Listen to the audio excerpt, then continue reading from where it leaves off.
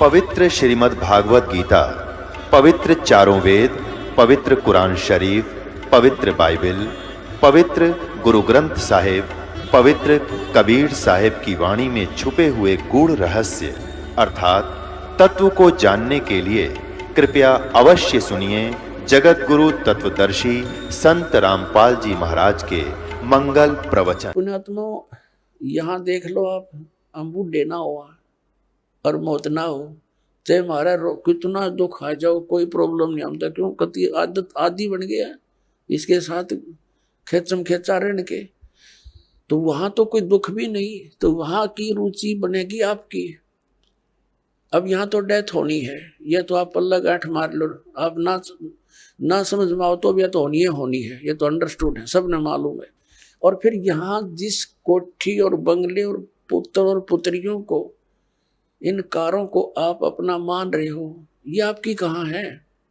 मृत्यु होते ये तो खत्म आपसे, फिर इनकी आशा क्या रखेंगे? क्योंकि यहाँ इस ज्ञान से आपकी आशा हटेगी और यह सच्चाई के आधार से हटेगी। यहाँ से इनमें कति आस्था नहीं रहते। आप यहाँ कितने सुख से रह रहे हो, आपको पता चल जाएगा ये ठिकाना ठीक नहीं।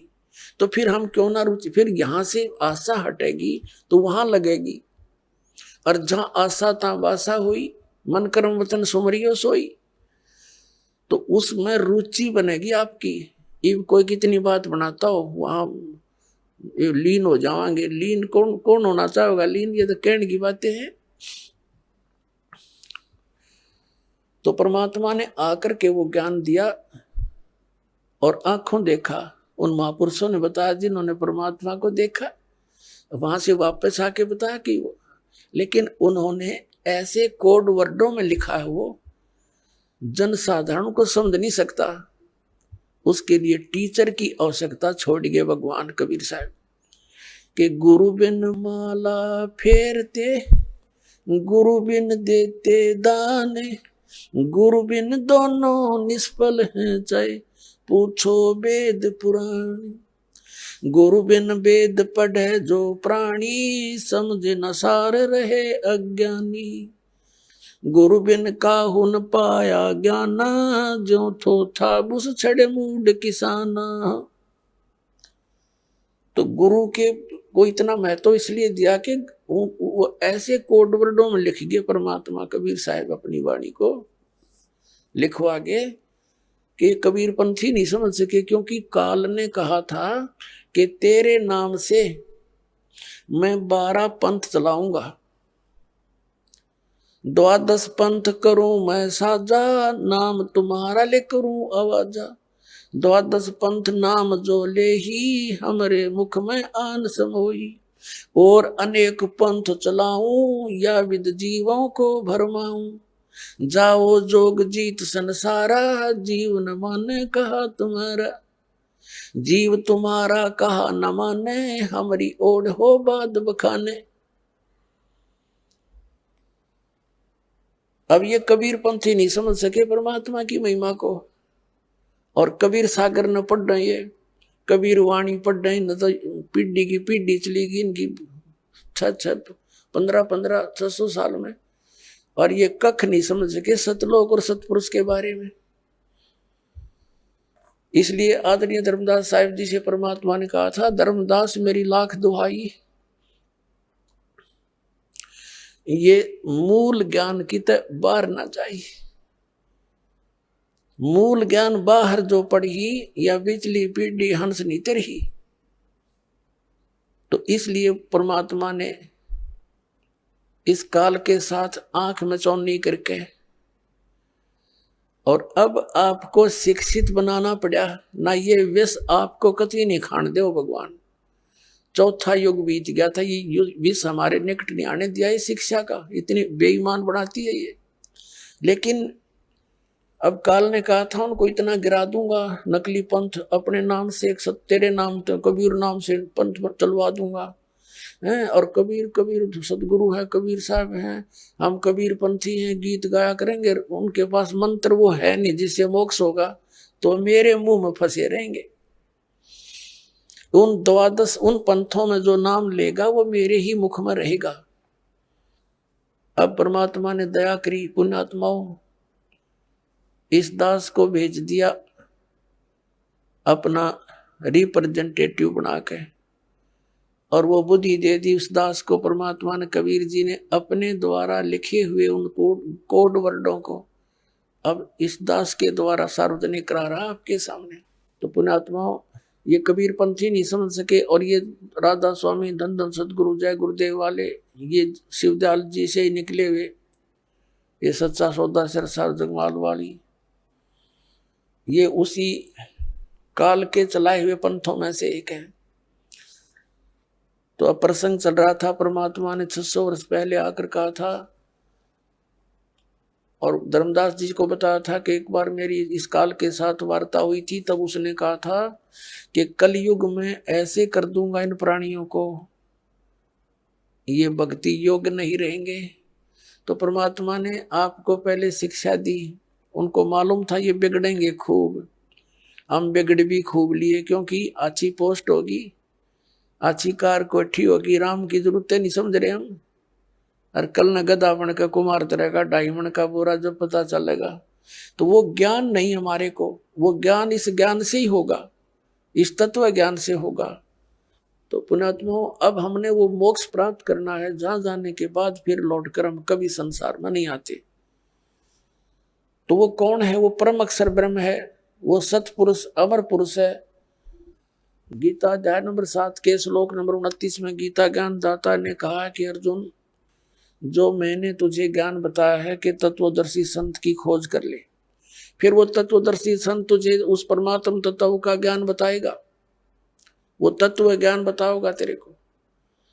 उस तत्व ज्ञान को समझने के पश्चात उसमें लिखा 7वें अध्याय के 29वें श्लोक में कहा है कि जरा मरण मोक्षाय यतन्ति ते, जो माम आश्रित है, यानी मेरे द्वारा दिए गए इस ज्ञान को आश्रय बनाकर तत्वदर्शी संत की खोज कर लेते हैं, और जो केवल यहाँ जरा माने बुढ़ापा, वृद्धावस्था का दुख, मरण माने मृत्यु, जरा और मरण से छूटने के लिए जो प्रयत्न करते हैं, और संसार की किसी वस्तु की जो डिमांड नहीं रखते, वे तत्व ब्रह्म विदु, ब्रह्म तत्व विदु, और वो उस परमात्मा तत्व ब्रह्म को जानते हैं, और अखिलम अखिलम च अध्यात्म, सारे अध्यात्म को जानते हैं, और सभी कर्मों से परिचित है, यहाँ के सभी कर्मों से और पूरे अध्यात्म मार्ग से वो लोग परिचित हैं, जो केवल जरा और मरण से मोक्ष के लिए ही प्रयत्न कर रहे हैं। 8वें अध्याय के प्रथम श्लोक में गीता ज्ञानदाता से अर्जुन ने पूछा, किम तत्ब्रह्म, जिस तत्ब्रह्म को जानकर प्राणी केवल जरा और मरण से, इस कष्ट से छूटने का प्रयत्न करता है, तो वो तत्ब्रह्म क्या है, कौन है वो भगवान? गीता ज्ञानदाता ने गीता अध्याय नंबर 8 के श्लोक नंबर 3 में उत्तर दिया है, वो परम अक्षर ब्रह्म है। देखिएगा अध्याय नंबर 7 का श्लोक नंबर 29, ये 29 नंबर है। इसमें कहा कि जरा मरण मोक्षाय माम आश्रित यतन्ति, ये माम आश्रित, मेरे इस ज्ञान का आश्रय करके कि तत्वदर्शी संत को खोज लो, तो वो यतन्ति, ये जो प्रयत्न करते हैं, जरा और मरण मोक्ष है, जरा और मरण के मोक्ष के लिए ही जो प्रयत्न करते हैं, ते ब्रह्म तत्विदु कृत्स्नम अध्यात्म से कर्म अखिलम, वह पूरे अध्यात्म को, तत्व ब्रह्म को और सभी कर्मों से परिचित हैं, जानते हैं, विदु माने जानते हैं। इन्हीं का अनुवाद पढ़ते हैं। जो मेरे शरण होकर जरा और मरण से छूटने के लिए, जरा माने बुढ़ापा, वृद्धावस्था होती है, इन लोगों ने लिख दिया ने, वे पुरुष उस तत्ब्रह्म उस ब्रह्म को, संपूर्ण अध्यात्म को, संपूर्ण कर्मों को जानते हैं। ये तीसरा श्लोक में ये कहा है 8वें अध्याय के कि केवल जो मुझे ही सब कुछ समझ रहे हैं वो मुझे ही जानते हैं, वो तो मुझे ही जानते हैं बस। फिर यहाँ बताया 8वें अध्याय का प्रथम मंत्र में अर्जुन ने पूछा गीता जी में, किम तत्ब्रह्म किम अध्यात्म किम कर्म पुरुषोत्तम अधिभूतम से किम प्रोक्तम अधिदेवम किम उच्यते। इसका वह ब्रह्म क्या है, और इसका 8वें अध्याय के तीसरे श्लोक में उत्तर दिया है गीता ज्ञानदाता ने। 8वें अध्याय के तीसरे श्लोक में वो परम अक्षर ब्रह्म है।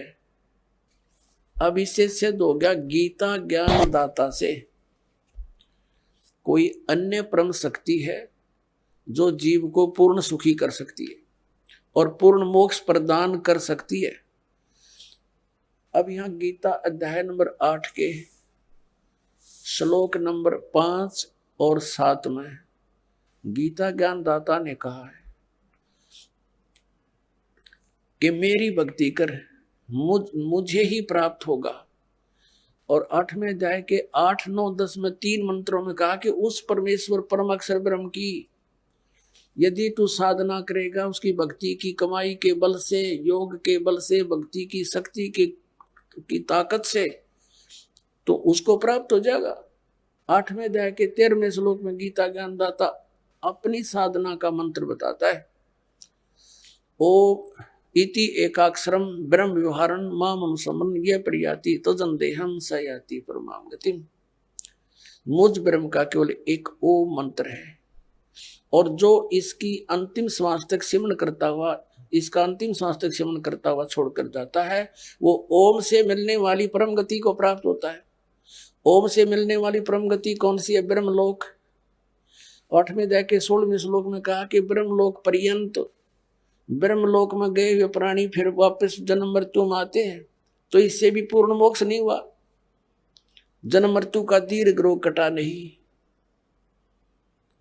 फिर 17वें अध्याय के 23वें श्लोक में गीता ज्ञानदाता ने कहा है उस परम अक्षर ब्रह्म के पाने का, ओम तत्सदिति निर्देश ब्रह्मण तिर्विद समर्थ है। ब्रह्मण माने सच्चिदानंद घन ब्रह्म। देखिएगा 17वें अध्याय का 23वां श्लोक दिखाते हैं, अध्याय नंबर 17 और श्रीमद् भगवद गीता ये 23वां श्लोक है। ओम तत्सत इति निर्देश है ब्रह्मण तिर्विदय समर्थ है ब्राह्मणा तेन वेदा च यगा च विहिता पुरा। इसका समझ क्या है? ओम से ओम तत् तत् सत सत, ओम तत्सत ऐसे ये 3 प्रकार का ब्रह्मण माने सच्चिदानंद घन ब्रह्म का नाम कहा है। ब्रह्मण माने सच्चिदानंद घन ब्रह्म कर रहे हैं, यानी परम अक्षर ब्रह्म समझो इसको, परम अक्षर ब्रह्म का नाम है यो। अब हम फिर आते हैं वापस 8वें अध्याय के अध्याय नंबर 8 के ही वापस आ जाते हैं।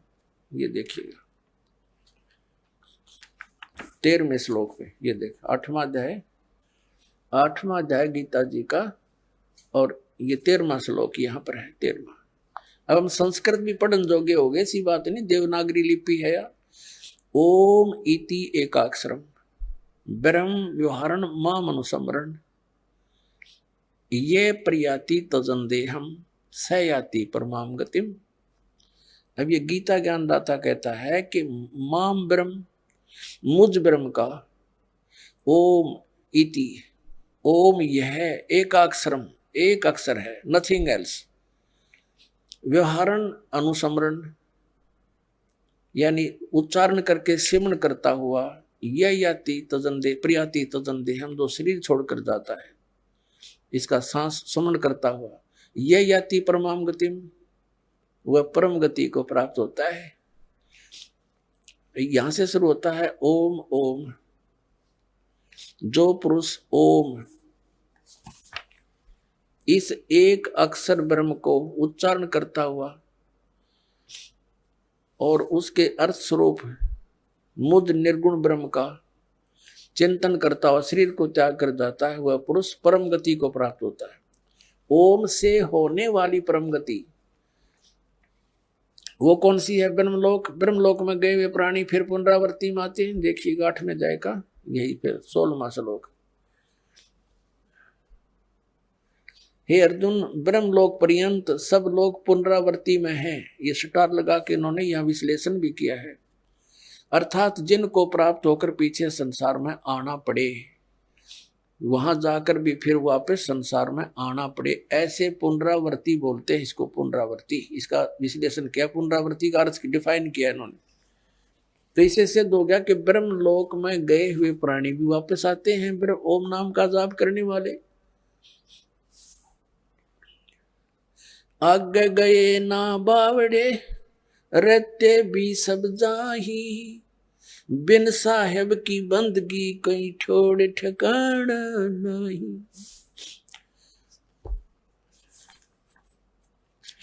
अब 8वें अध्याय का 5 और 7 और 8, 9, 10 मंत्र कंसेप्ट क्लियर कर देगा। देखिएगा 8वें अध्याय का अब हम ये 5वां श्लोक पढ़ेंगे। इसमें गीता ज्ञान दाता कहता है, जो पुरुष, जो साधक अंत काल में मुझे ही स्मरण करता हुआ शरीर का त्याग कर जाता है, वह मेरे साक्षात स्वरूप को प्राप्त होता नहीं, वह मद भावम याति, मेरे वाले भाव को प्राप्त होता है, मेरे पर आसक्त हो जाता है। और इसमें कुछ संशय नहीं। 6 में ये बताया है कि जो अंत समय में जिस भी भाव में भावित रहता है, अंत समय में उसी को प्राप्त करता है मृत्यु को उपरांत। 6 में तो एक नियम बताया है, विधान बताया है, जहां साता बादशाह हुई। इसका अर्थ ये है, ये कुंती पुत्र अर्जुन अंत काल में जिस जिस भी भाव को समन करता हुआ शरीर का त्याग कर जाता है, करता है, तो उसको ही प्राप्त होता है। सदा उसी तद भावम भावती, उसी भाव से भावित रहता है, यानी उसी पर आसक्त रहता है, उसी में भावना बनी रहती है उसकी। इसका अर्थ ये है। आगे बताया है, इसलिए 7वें में कहा है कि इसलिए सब समय में निरंतर मेरा स्मरण कर और युद्ध भी कर, अर्पण के मन बुद्धि युक्त होकर निसंदेह मुझे ही प्राप्त होगा। अब इसमें क्या बताया है कि ये एक नियम है, अंत समय में जिस पर आसक्त, जिसमें आशा रख के शरीर छोड़कर जाता, अंत उसके बाद उसी के पास पहुंच जाता है। अब कहता है तू सब मुझे प्राप्त करना, मेरे को प्राप्त करना है तो मेरे में मन वाला हो, मेरी ही साधना कर, युद्ध भी करना पड़ेगा। यहां तो युद्ध करना पड़ेगा मेरी शरण में रहेगा तो। और युद्ध करने वाले को फिर शांति सौंपने में नहीं। इससे सीधा ओम नाम के जाप करने वाले को शांति नाम की चीज नहीं। इसलिए 18वें अध्याय के 62वें श्लोक में कहा कि अर्जुन तू सर्वभाव से उस परमेश्वर की शरण में जा, उस परमेश्वर की कृपा से ही तू परम शांति को और शाश्वत स्थान, यानी उसे सनातन परम धाम को प्राप्त होगा। इससे सिद्ध हो गया कि गीता ज्ञान दाता कहता है मेरी शरण में रहना तो युद्ध करना पड़ेगा तुझे। अब तू सोच ले, तो जहां युद्ध करना वो शांति नाम की चीज नहीं है। और ये ओम से शांति खोजे नो के ओम शांति, बोली शांति सपने में भी ना हो। अब गीता जी अध्याय नंबर 8 के आपने 5, 6, 7 पढ़ लिए। अब 8, 9, 10 में उस परम अक्षर ब्रह्म की महिमा बताई है। देखिएगा अध्याय नंबर 8 का ये श्रीमद् भगवद गीता, ये 7वां तक पढ़ दिया हमने, ये 8वां पढ़ेंगे। यहां इसका अनुवाद है। हे पार्थ, ये नियम नहीं है, ये अपने आप नियम तो उसमें लिखना चाहिए था।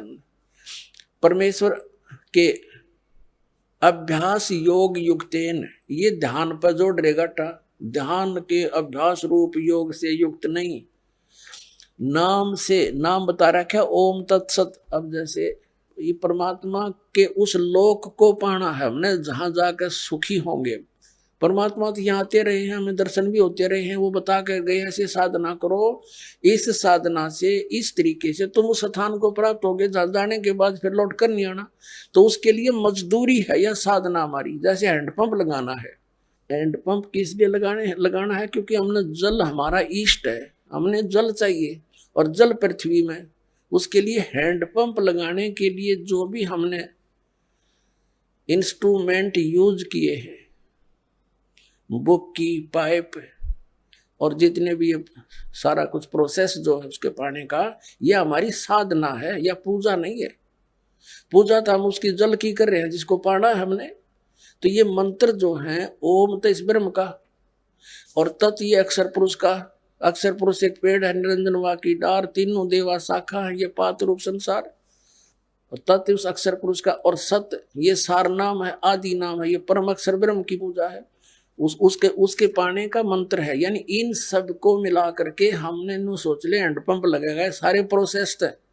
दूसरे श्वास उस श्वास से सतनाम के 2 अक्षर का जाप करना है। ये तो समझ लो वो की मार रहे हम और पाइप नीचे कर रहे हैं, पाइप पहुंच गई जल तक। फिर उसके बाद काम शुरू होता है सार नाम का, यानी मशीन समझो, सार नाम सार शब्द है, और उससे जो वस्तु मिलेगी वो हमारा इष्ट है, जल। तो ये गलत बताते हैं। ध्यान दुनिया तीन तड़ंगा डाण तो मतलब था। देखिएगा 8वें अध्याय का, अब हम 8वां श्लोक पढ़ रहे हैं 8वें अध्याय का, ये 8वें का यह अनुवाद है। हे पार्थ, परमेश्वर के अभ्यास उस नाम के अभ्यास से, जो उसका सच्चिदानंद ब्रह्म का नाम है ना, उसके अभ्यास से के योग से युक्त, उसकी भक्ति से युक्त, दूसरे और न जाने वाले चित्त से, यानी बिल्कुल किसी और इष्ट की देव की पूजा नहीं करनी, उस भगवान को इष्ट मानकर पूजा करनी। निरंतर चिंतन करता हुआ परम दिव्य पुरुष, परम प्रकाश रूप दिव्य पुरुष को, यानी परमेश्वर को ही प्राप्त होता है। गीता ज्ञान दाता से अन्य को प्राप्त होता है। और 9वें में कहा है जो कवियम, यदि इस कवि को छेड़ दूंगा तो लंबा चैप्टर बन जाएगा, आप इनका अनुवाद पढ़ के अपना जो कंसेप्ट वो क्लियर करते हैं। जो सर्वज्ञ लिख दिया इन्होंने, ये परमात्मा का नाम है।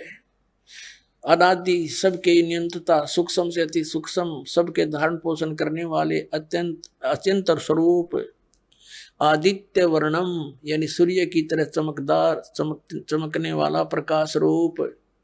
अब सूर्य प्रकाश रूप अत निराकार कैसे हो गया? सूर्य तो साकार है वो परमात्मा, लेकिन उसका शरीर तेजों में है। तम से माने अविद्या से अति परे, सचिदानंद घन परमेश्वर का समन करता हुआ। 8, 9 पढ़ दिया हमने, 10वां 8वें अध्याय का 10वां आ गया। करता हुआ वह भक्ति युक्त पुरुष अंत काल में योग बलेन, यानी भक्ति की शक्ति से, योग माने भक्ति, जो साधना हमने की है उस भक्ति की शक्ति से बिरकुटी के मध्य में प्राणों को अच्छी प्रकार स्थापित करके, फिर निश्चल मन से श्रवण करता हुआ उस दिव्य परम पुरुष, दिव्य रूप परम पुरुष परमात्मा को ही प्राप्त होता है। उस परमात्मा को, परम अक्षर ब्रह्म को प्राप्त होता है। अपने आत्माओं, इसी के संदर्भ में परमात्मा ने कहा है कि गुण तीनों की भक्ति में ये भूल पड़ो संसारी, कहे कबीर निज नाम बिना कैसे उतरो पार। अब आप जी भक्त हैं क्योंकि आप दूध के जले हुए आए हो और अब लस्सी को भी फूकने की चेष्टा करते हो। कई भक्त कहते हैं, एक भक्त आया श्रद्धालु और उसके साथ 4-5 चेले भी, वो चेले ला रहे थे उसको और वो संत था। उन चेलों का समझ में आया, उनको पता लग गया कि ये गुरुजी भी बनेगा पशु। उसको समझा बुझा के लाए, जी देखो हमने चाहिए भगवान, आप भी परमात्मा के लिए प्रयत्न कर रहे हो और आप हमें भी यही बताना चाह रहे हो, परमात्मा की भक्ति करो। आज हमने जो ज्ञान सुना है एक, आप उसका निर्णय करो और चलो, आप भी चलो वहां देखो, यहाँ आए, उसने ज्ञान सुना समझा। अब चेलों के कहने से उसने मानना पड़ा, नाम ले लिया। अब देख, अब उल्टी गंगा चढ़ाओगे परमात्मा, अब गुरुओं ने चेले पार करवाओगे, इन्हें समझा बुझा के लाओगे। क्यों डले ढोरे अपने कर्म फोड़ रहे हो, आप कल्याण करवा लो चल के। तो चातुर आदमी था, कर्म गणे बिगड़ गए थे, उसके अभिमान शेष था। नाम लेकर गया, पहला मंत्र ले गया, फिर क्या कहता उन चेलों के सामने है या मिलते समय, चार नौन खड़े, उसके चार इधर खड़े, कहने लगे एक तरफ तो आप कहते हो मेरी एक प्रार्थना है, सुनना सुना मैं बस सुना, एक तरफ तो कहते हो इनकी पूजा नहीं करनी है, अरे ये मंत्र वही दे रहे हो, देखो भाई देखो। बता भाई, अब उसने 1 मिनट में क्या समझाऊं मैं क्योंकि उसने तो ये चाहा था कि चले फिर मेरे चिपके रहे, इनके कल्याण से कोई लिंक नहीं था उसका, अज्ञानी आदमी था वो। अपने आत्माओं ये भक्ति नहीं दे रहे हम इनकी। अब जैसे हम विदेश में गए हुए हैं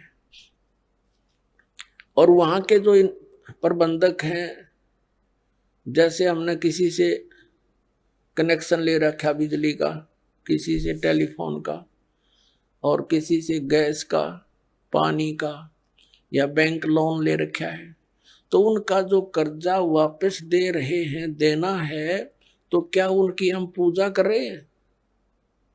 वो तुम्हारा एक इंसानियत के नाते परम करते हो बनता है, उनका टैक्स दें, बिजली वालों का बिल भरे, वो हमारा कनेक्शन जारी रखे। ये क्या उनकी पूजा थोड़ी कर रहे हैं, एहसान थोड़ा हम कर रहे हैं उन पर। हम पैसे दे रहे हैं, उनसे ले रहे हैं, और वो क्या आसान कर रहे हैं हमारे ऊपर।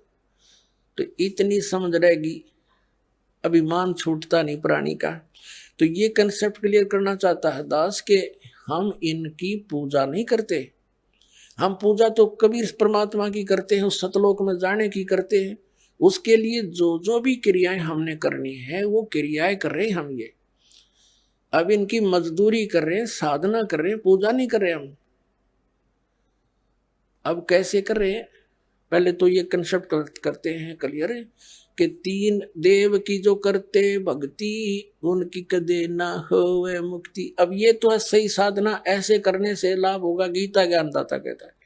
और जो इन तीनों देवताओं तक की पूजा करते हैं, 7वें अध्याय के 12 से लेकर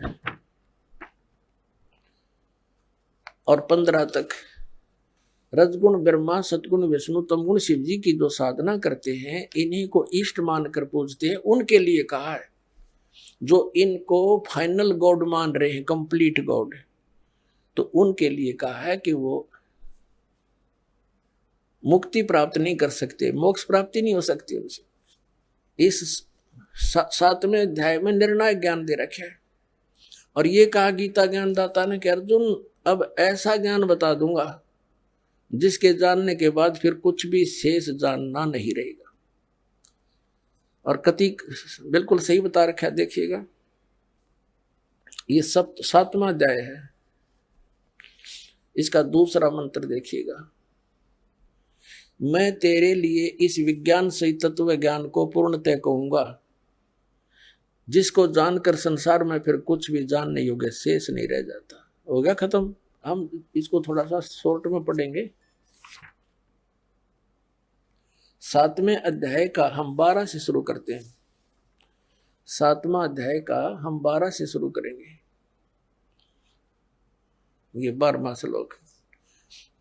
अभी और भी जो सतगुण से उत्पन्न होने वाले भाव हैं और रजोगुण से तथा तमोगुण से उत्पन्न होने वाले भाव हैं, उन सब को मुझसे ही होने वाले हैं ऐसा जान, परंतु वास्तव में उनमें मैं और वे मुझ में नहीं है। अब अभी ताजा ये सिद्ध किया आपको कि रजगुण ब्रह्मा है, सतगुण विष्णु, तमगुण शिव जी। तो इन तीनों गुणों से क्या होता है? रजगुण ब्रह्मा से के दबाव से, इसके प्रभाव से, रजोगुण के प्रभाव से हम संतानों उत्पत्ति करते हैं। यहाँ के ठाठ बाट की हमारे अंदर एक जबरदस्त प्रेरणा बनती है, ये रजोगुण के प्रभाव से बनती है। और फिर सतीथि सतोगुण प्रभाव से एक दूसरे में ममता मोह फंस जाने, जबरदस्त जकड़े जाते हैं। और तमोगुण का अपना पता ही है, क्रोधाना, ये भगवान शंकर के विष्णु जी के तमोगुण से है। तो क्या बताया है कि इन तीनों गुणों से जो कुछ भी हो रहा है, सतीथि सृष्टि, सतीथि और संहार, इसका निमित्त मूल कारण तो मैं हूं, लेकिन मैं इनमें नहीं, ये मुझ में नहीं। क्योंकि ये इनसे अलग रहता है, अपने पुत्रों से भी गुप्त रहता है। ये काल के पुत्र हैं, रजगुण ब्रह्मा सतगुण विष्णु तमगुण शिव जी। तो ये क्या बता रहा है, आगे देखिएगा 7वें अध्याय का 13वां श्लोक पढ़ेंगे, 12वां हमने पढ़ लिया। गुणों के कार्य रूप सात्विक राजस तामस इन तीनों प्रकार के भावों से सारा संसार प्राणी समुदाय मोहित हो रहा है। इन तीनों गुणों से परे मुझ अविनाशी को नहीं जानता।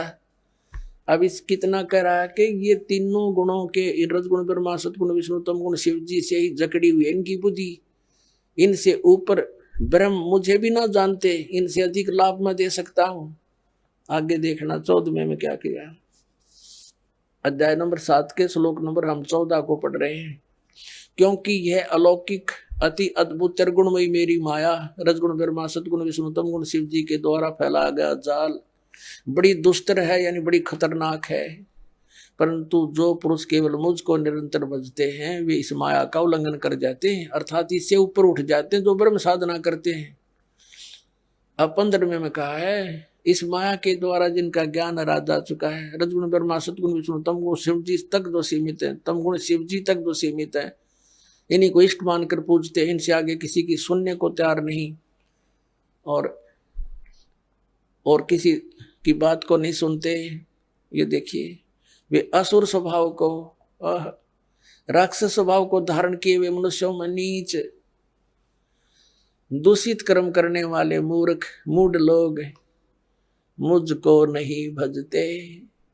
और फिर अपने बारे में बताता है, मेरी भक्ति भी 4 प्रकार के करते हैं।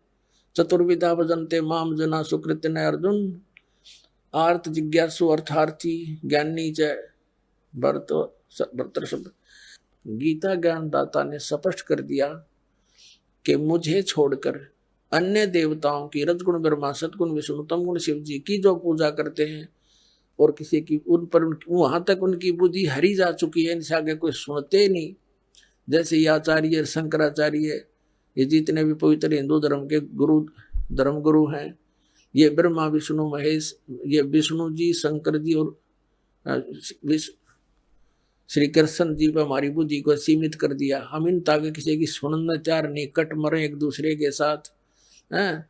तो कहते हैं राक्षस स्वभाव को धारण किए मनुष्यों में नीच दूषित कर्म करने वाले मूर्ख ये मेरी भक्ति भी ना करते हैं। ओए होए, अब इनको 4 संज्ञा दे दी एक श्लोक में।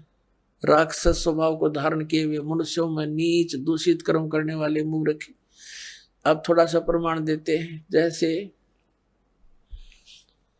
हिरण्यकशिपु ने रजगुण ब्रह्मा की पूजा करी थी, अपने पुत्र का शत्रु हो गया, हल्दी की गांठ पाकर पंसारी बन गया और सबको कह दिया मेरी भक्ति करो। अपने पुत्र का शत्रु हो गया, जुल्म गुजारे। फिर परमात्मा ने आकर उसकी छाती तोड़ी, कुत्ते वाली मौत मेरा राक्षस कहलाया रजगुण ब्रह्मा का उपासक। फिर तमगुण शिव जी का उपासक था रावण, कैसे जुल्म कैसा दूषित कर्म किया, अपनी ही माता को उठा लाया, पति बनाने की चेष्टा करने लगा, सीता को उठा लाया। यानी शिव का पुजारी अपने बड़े भाई भी, उसके बड़े भाई विष्णु की पत्नी ने उठा लाया। बता अकल। तो इससे दूषित कर्म और क्या करेंगे, दूषित कर्म करने वाले मूर्ख राक्षस स्वभाव को धारण किए मनुष्यों में नीच। तो चारों उपमा इनके ऊपर फिट होगी। रावण कुत्ते वाली मौत मेरा राक्षस कहलाया। एक भस्मागिरी नाम का तपस्वी था, भगवान तमोगुण शंकर का उपासक। उसके द्वार के सामने, गेट के सामने ऊपर न पैर करके नीचे न सिरासन पर तपस्या शुरू कर दी, हठ योग। एक दिन पार्वती ने कहा कि भगवान आपका उपासक क्या मांगता दे दो, आप तो समर्थ है। तो शिव जी ने पूछा कि बोल भाई क्या मांगते हो भस्मागिरी। भस्मागिरी ने कहा भगवान वचनबद्ध हो जाओ तो मांगो। शंकर भगवान ने कहा ठीक है भाई तथास्तु, हो गया वचनबद्ध, बोल। एकदम खड़ा हो गया, सीधा ऊपर ने सिर करके कहने लगा भगवान ये भस्म कड़ा दे दो जो अपना हाथ में पहन रखे है। भगवान श्री शंकर जी ने सोचा साधु संत है, जंगल में रहता है, अपनी रक्षा के लिए मांगता होगा, निकाल के दे दिया और वचनबद्ध हो ही गए थे।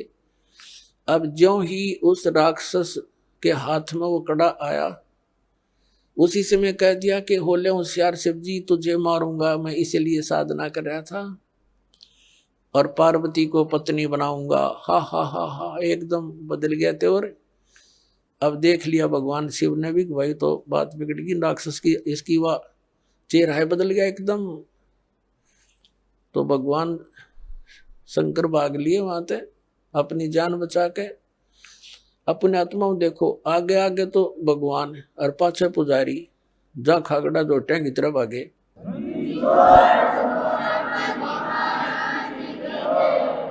और ये आज तक हमने मूर्ख बना रहे हैं ये संत, क्योंकि वो मृत्युंजय, कालज्ञ, सर्वशक्तिमान, महेश्वर, सर्वशक्तिमान। बताइए, मृत्युंजय था, डर के भाग गया। कबीर साहब थे मृत्युंजय, उनको ऐसे ऐसे जुल्म गुजारे, तोप लगा दी थी परमात्मा को मारने के लिए, दरिया में डाल दिया था, गंगा में, नौका में बैठा ले गया, हथकड़िया जोड़ बांध कर, पैरों में बेड़ी बांध कर और गंगा में डाल दिया। हथकड़ी अपने आप टूट गई, बेड़ी निकल गया हाथों गले से, जल के ऊपर बैठ गए भगवान। तोप के गोले छोड़ दिए उन दुष्टों ने, 4 पैर 12 घंटे तक तोप के गोले मारते रहे, एक भी निकट नहीं गया। वो थे मृत्युंजय। अब उधर से आगे आगे भगवान शिव जी भाग रहे हैं, पीछे पीछे भस्मागिरी फुल स्पीड पे। अब परमात्मा आकर जान बचाता है इनकी। स्वयं परमेश्वर आए, पार्वती रूप बनाया, उन दोनों के बीच में एक पेड़ के नीचे खड़े हो गए। और भस्मागिरी तो भाग गई, इसलिए रहा था, उसने पार्वती रूप में भगवान ने कहा रुक जाओ रुक जाओ, वो रुक गया उसने तो। और ये भी कह दिया कि अब क्यों डरते हो, तो रुकेगा नहीं, पता नहीं कहाँ जाएगा, जाने दो इसको, आ जाओ बैठो। अब भस्मागिरी का लाड़ पड़े रही थी, उड़े डट गया। तो अब भस्मागिरी से पार्वती रूप में भगवान ने कहा कि कुछ डांस वांस करके दिखा मुझे, ताकि मेरी आत्मा प्रसन्न हो तेरे से। तो वो कहने लगा, मैं ऋषि तपस्वी व्यक्ति, मैंने कभी डांस किया नहीं। तो पार्वती रूप में परमात्मा ने कहा, ला मैं सिखाती हूँ, ऐसे कर, इस पैर ने ऐसे कर, इस हाथ ने ऐसे कर, इसने ऐसे कर, और ऊपर कर। जिसमें कड़ा ले रखा था ना भस्म कंडा, उसको जब सिर पा लिया भस्मागिरी का, जब कह दिया भस्म, और भस्मागिरी मर गया। उस कड़े को लेकर विष्णु रूप धारण करके परमेश्वर और शिव जी के सामने काफी दूर आगे खड़े प्रकट हो गए।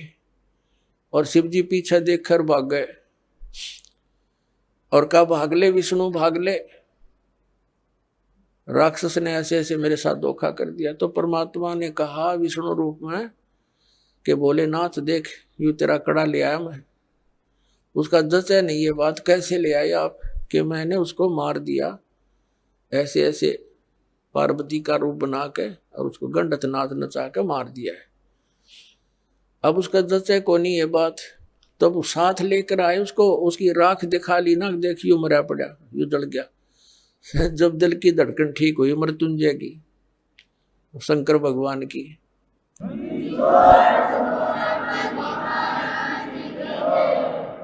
अपने आत्मा इससे भी दुष्ट और कौन होंगे, अपनी माँ के ऊपर नीत डिगा दी।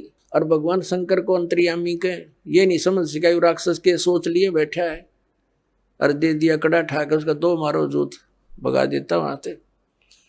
यदि अंतर्यामी होता समझ जाता पहले, ये क्या बकवास सोचे बैठा है, अरे इनकी हम पूजा करने पर ला रखे थे, सारा जीवन बर्बाद करा दिया हमारा।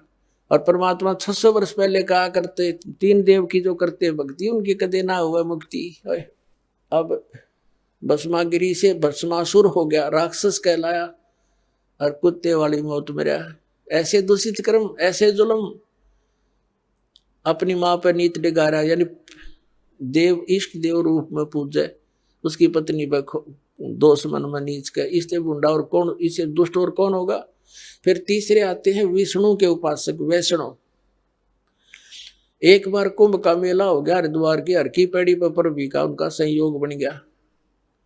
तो वहां पर ये गिरिपुरी नागा नाथ सन्यासी वैष्णव ये अपने अपने ग्रुप में इकट्ठे हो जाते हैं। नागा का अलग ग्रुप, सन्यासियों का अलग, वैष्णव का अलग, नाथों का अलग, कनपाड़े नाथ न्यारे। ये नागा तो हैं भगवान तमोगुण शिव के उपासक, और वैष्णव साधु हैं ये भगवान विष्णु सतोगुण के उपासक। इनका एक समय निर्धारित होता है, घंटे आध घंटे का जितना भी होता है, कि उसके दौरान जो नहा लिया सो नहा लिया, ये मानते हैं कि उसका कल्याण हो गया। अब गए थे कल्याण करवाने, और फिर क्या हुआ उनका वहां पर, अब स्नान करने का जो समय आ गया उनका, पर भी लगनी थी कुंभ के मेले की, तो सभी अपने अपने ग्रुप में चल पड़ते हैं। नागा अलग से, वैष्णव अलग से, नाथ न्यारे, सन्यासी भिन्न अपने अपने खेमे में चल पड़ते। तो सबसे पहले नागा पहुंच गए, कति नंगे रहते हैं वे, और वो हरकी पैड़ियों पर सब जगह खड़े हो गए, नहाने की पोजीशन पकड़ गए। पीछे से वैष्णु साधु आगे, सतोगुण विष्णु जी के उपासक। उन वैष्णव ने कहा कि नागाओं पहले हम स्नान करेंगे, हम सर्वश्रेष्ठ हैं, तुम बाद में नहाना। अब नागा कहने लगे नहीं, हम सर्वश्रेष्ठ हैं, हम त्यागी और बैरागी हैं, हम नहीं इच्छा रहते, हम वस्त्र भी धारण नहीं करते, हम बिल्कुल निर्लेप है। तो विष्णु के उपासक वैष्णु साधु कहने लगे, शरण फेरो, तुम टट्टी के हाथ धोते नहीं, राख लपेटे आंडो, गधे की तरह लोट मारो, आज तुम प्रथम नहाने वाले हो गए, पहले हम नहाएंगे, तुम बाहर आओ। अब ये वचन सुनकर अब वो तमोगुण के पुजारी हो गए उल्टे, और पकड़ लिए उनके सर के वो जटा, पकड़ पकड़ के वो उसकी पकड़ रहे, और वो उसकी लठम लठा, मुक्का मुक्का बुड़के काटे, मुखों से काटे, फिर तलवार निकाल जाए, कटारी मारे, एक दूसरे के छुर्रे गोप दे। 25,000 ये चरगुण उपासक ये कटका मर गए वहां पर। हर पैड़ी के ऊपर, हर की पैड़ियों पे गंगा का पानी लाल बना दिया, लाश उसके अंदर 100 बहा दिए नरे। तो इसके विषय में सूक्ष्म वेद के अंदर परमात्मा ने कहा है,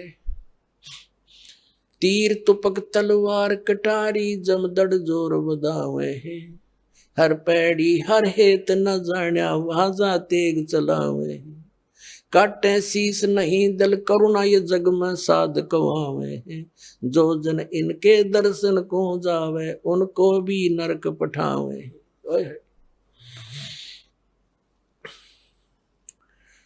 अब क्या बताते हैं कि तीर कटारी तलवार ठोके एक दूसरे में, अरे ये तीर तुपक तलवार कटारी नौके जम धड़ जोर बधावे हैं, यानी कति डट के युद्ध किया उन्होंने। और हर पैड़ी हर हेत नहीं जाण्या वहां जा कर्द चलावे हैं। भगवान हर पैड़ी कवे, भगवान का प्रेम भी नहीं, और आपस में कटका मर गए वहां पर। काटे शीस नहीं दल करुणा ये जग में साध कवावे हैं, इनका इतनी दया नहीं, राक्षस से भी बुरे ये। काटे शीस नहीं दल करुणा ये जग में साध कवावे हैं, और जो जन इनके दर्शन को जावे, इसे ऐसे व्यक्तियों के पास जो जागा उनको यही पाठ पढ़ाओगे कटने और मरने का, तो उनको भी नरक पठावे हैं। तो पुण्यात्मा परमात्मा 600 वर्ष पहले कहा करते, गुण तीनों की भक्ति में ये भूल पड़ो संसार, कहे कबीर निज नाम बिना कैसे उतरो पार, तीन देव की जो करते भक्ति उनकी को दे ना होवे मुक्ति। अपने आत्मा परमात्मा ये कहा करते कि उन्होंने ये नहीं कहा कि ये हमारे ब्रह्मा विष्णु महेश तुम्हारे दुश्मन नहीं बताए, ये अपने भाई बहन हैं और काल का फंस गई अच्छी आत्माएं हैं, इनको बना दिया यहाँ का चौधरी, इनकी मृत्यु होगी जब इनको गधे बना कर छोड़ देगा और नई तैयार कर लेगा आप मत। ये तो हमारा दुरुपयोग कर रहा है। और दुर्भाग्य उन देवताओं का, ब्रह्मा विष्णु महेश का, जो आज स्वर्ग में बैठे हैं, उनके हाथ से ये प्राइम टाइम निकल गया इनका, जो आज आपको प्राप्त हो रहा है। ये समय है। परमात्मा कबीर जी आदरणीय गरीबदास साहिब जी को सतलोक लेकर गए थे। वह सब सतिथि से परिचित करा कर, ब्रह्मा विष्णु महेश की परिचित सतिथि से परिचित करा कर वापस छोड़ दिया। उसके बाद उन्होंने कहा था, तीनों देवा कमल दल बसे, ये ब्रह्मा विष्णु महेश, प्रथम इनकी वंदना फिर सुन सतगुरु उपदेश। उन्होंने कहा था कि ब्रह्मा विष्णु ये तीनों देवा कमल दल में बसते, हमारे कमलों में, इन दलों में अंदर रहते हैं। और प्रथम इनकी वंदना, ये मंत्र जो करते हैं इनकी साधना करते हैं। और फिर सुन सतगुरु उपदेश, सतगुरु के ज्ञान को सुनो और उसका पूरा कंप्लीट कोर्स लो, तब ये बात बनेगी। अब ब्रह्मा विष्णु महेश हमारे कोई दुश्मन नहीं है। कई कहते हैं कि आपके गुरु जी तो ब्रह्मा विष्णु महेश को छुड़वाते हैं।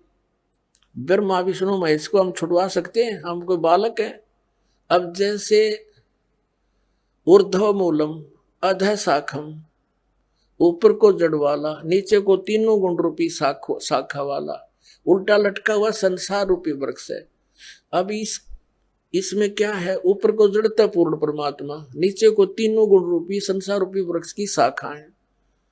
तो क्या कोई शाखा को काट देगा बुद्धिमान व्यक्ति?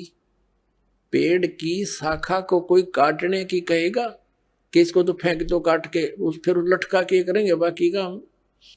परमात्मा कहा करते कि जैसे कोई हमने भक्ति रूपी पौधा बीजना है और हम नर्सरी से कोई पौधा लाए, कैसे बीजेंगे? उसको गड्ढा खोदेंगे और उस गड्ढे में उसको जड़ों की तरफ से दबाकर मिट्टी में, फिर उस जड़ों की मूल की सिंचाई करेंगे। तो मूल की यानी जड़ की पूजा करेंगे हम, तो वो पौधा पेड़ बनेगा, उसकी टहनियां बड़ी बड़ी हो जाएंगी, तीनों गुण रूपी शाखा। तो उन शाखाओं का फल लगेगा और फल के लिए हम सारा प्रोसेस अपना कर रहे हैं, फल प्राप्ति के लिए हम कर रहे हैं। तो वो हमने तोड़ने नहीं होते, हमने ऐसे करना है, अपनी way of worship according to the spiritual करना है, शास्त्रों के अनुसार करना। देखना, ये समझ लो हम एक पौधा लाए तो ये है बुद्धिमता। जड़ों को गमले में यानी मिट्टी में डाला, दबा दिया और पूजा शुरू कर दी, सिंचाई। ये जड़ कबीर परमात्मा है इस संसार रूपी वृक्ष की।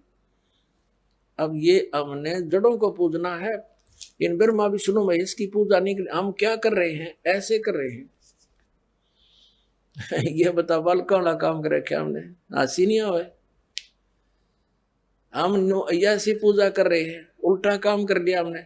ब्रह्मा विष्णु महेश को हम इष्ट रूप में पूज रहे हैं, गमले में ला दिए ब्रह्मा विष्णु महेश और ये पूजा कर रहे हैं। तो कोई क्या कहेगा? समझदार व्यक्ति ने घर सीधा कर ले इसने, और वो लड़े, हट जा दूर, खबरदार तूने क्या कर दिया।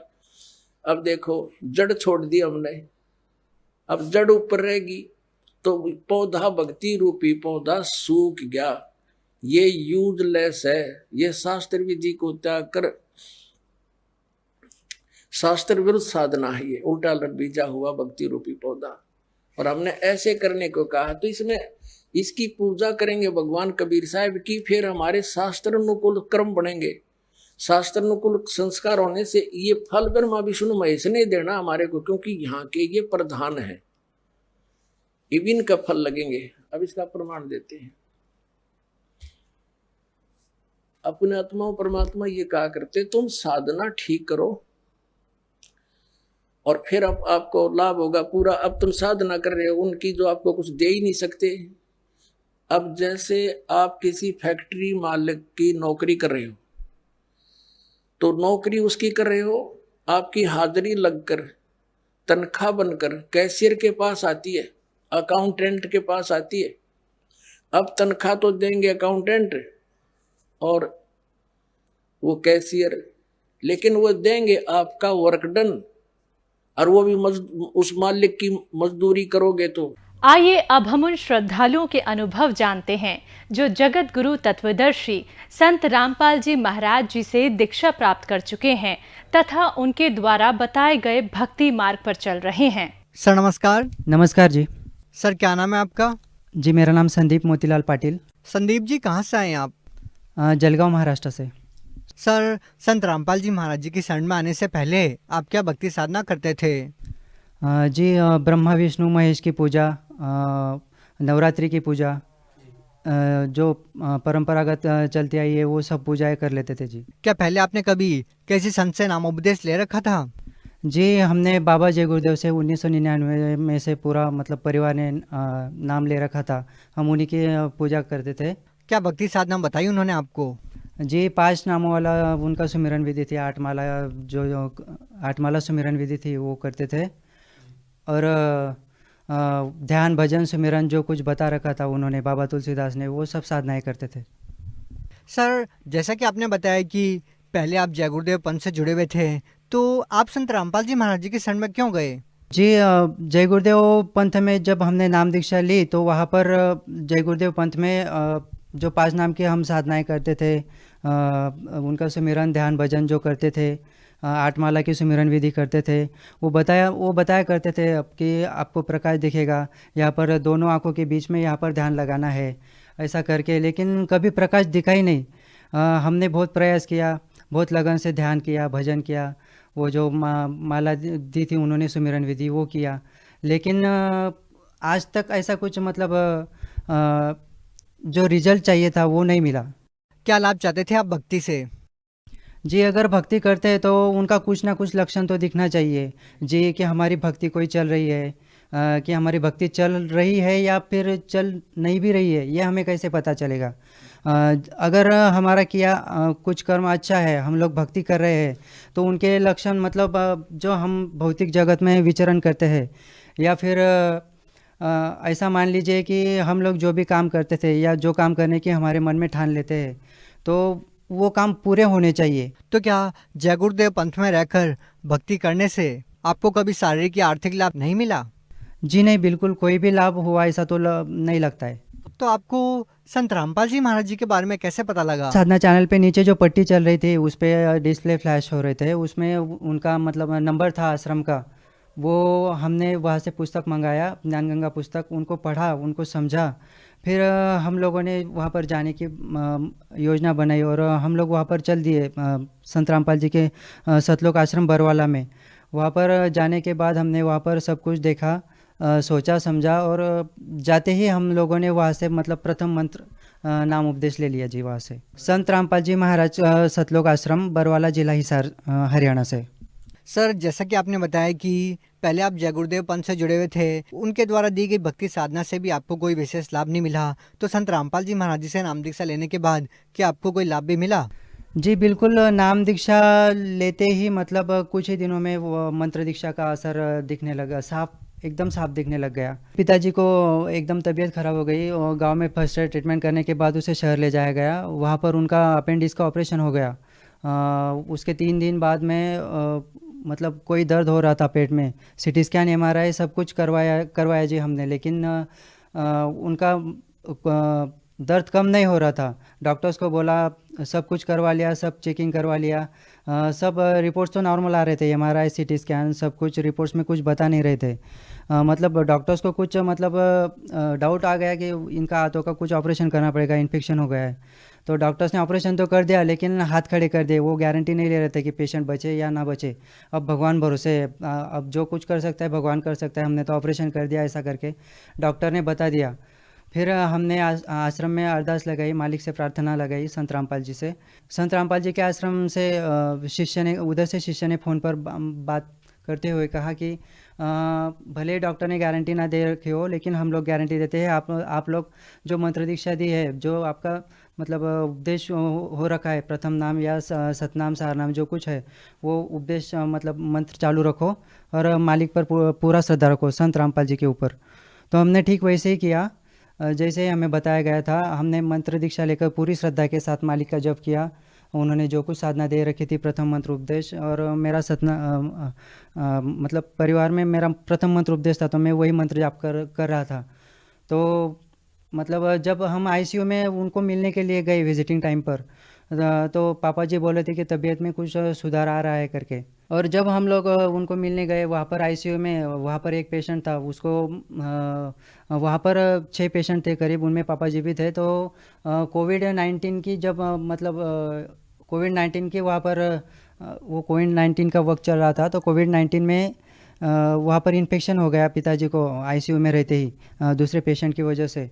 तो उनका बचना और मुश्किल हो गया।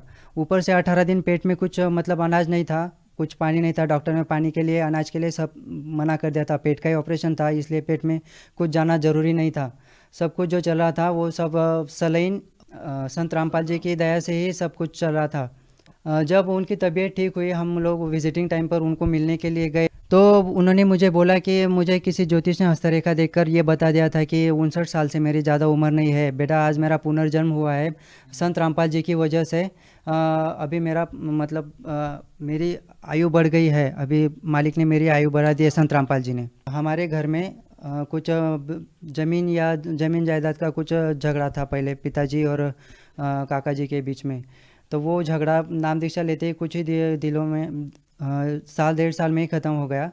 और पिताजी और चाचा जी मतलब एक दूसरे से 24 साल से बात नहीं कर रहे थे। नाम दीक्षा लेते ही वो ख़त्म हो गया। हमें पहचानने वाले गांव में जितने भी लोग थे, तो उनको ये लगता था कि भारत पाकिस्तान में समझौता हो सकता है, लेकिन ये दोनों भाइयों में कभी समझौता नहीं हो सकता ज़िंदगी में। मालिक की कृपा से, जगत गुरु तत्वदर्शी संत रामपाल जी की कृपा से और मंत्र दीक्षा लेने के कारण कुछ ही दिनों में ये झगड़ा भी ख़त्म हो गया जी। हमारा जो जगह का झगड़ा चल रहा था, हमारे नाम पे जो ज़मीन थी उस पर काका जी का कब्जा था, वो सब मतलब झगड़ा ख़त्म होने के कारण सब कुछ ख़त्म हो गया। जहाँ हम लोग झोपड़ी बनाने की नहीं सोच रहे थे, हमारी औकात नहीं थी कि हम लोग झोपड़ी बना सके, मालिक जगत गुरु तत्वदर्शी संत रामपाल जी की कृपा से हमने वहाँ पर 1800 स्क्वायर फुट में अभी बड़ा वहाँ पर मकान बन गया है, जहाँ पर हम लोग अभी रह रहे हैं। और एक लाभ यह हुआ कि मेरे सर में बहुत दर्द होता था, करीब 10-12 साल से वो दर्द होता। जब मुझे पूरा याद है कि मैं 7वीं-8वीं कक्षा में था, जब से मेरे सर में बहुत दर्द होता था। यहाँ से मतलब माइग्रेन तरफ से ऐसा आधा सर मेरा दुखता था। दर्द इतना तेज़ होता था कि जब दर्द ज़्यादा हो जाने लगता था तो मतलब मेरे हार्ट के जो बीट्स है वो एकदम बढ़ जाते थे, तेज़ हो जाते थे, इतने तेज़ हो जाते थे कि मुझे डॉक्टर के पास जाना पड़ता था, इंजेक्शन लेना पड़ता था। इंजेक्शन लगवाने के बाद में कुछ ही मतलब आधे घंटे में मुझे आराम पड़ता था कुछ, और धीरे धीरे कम होता था। लेकिन जैसे ही मैंने सदगुरु तत्वदर्शी रामपाल जी महाराज से दीक्षा ली और श्रद्धापूर्वक मंत्र जाप किए, जब से धीरे धीरे कम होते होते दर्द पूरी तरह गायब हो चुका है। अब मेरा सर सपने में भी दर्द नहीं करता। सर, आप भगत समाज को क्या संदेश देना चाहते हैं? जी, भगत समाज को संदेश तो नहीं देना चाहूँगा। मैं रिक्वेस्ट करता हूँ, अपील करता हूँ सभी लोगों से कि जगत गुरु तत्वदर्शी संत रामपाल जी महाराज जी नेशनल इंटरनेशनल चैनल्स पे उनका सत्संग चलता है। कई सारे चैनल्स पर उनका सत्संग आता है। यूट्यूब पर उनका बहुत सारा मटेरियल है। MP3 सत्संग है। संत रामपाल जी महाराज जी से अपना नाम दीक्षा लो और अपना कल्याण करो। जी, बहुत बहुत धन्यवाद। धन्यवाद।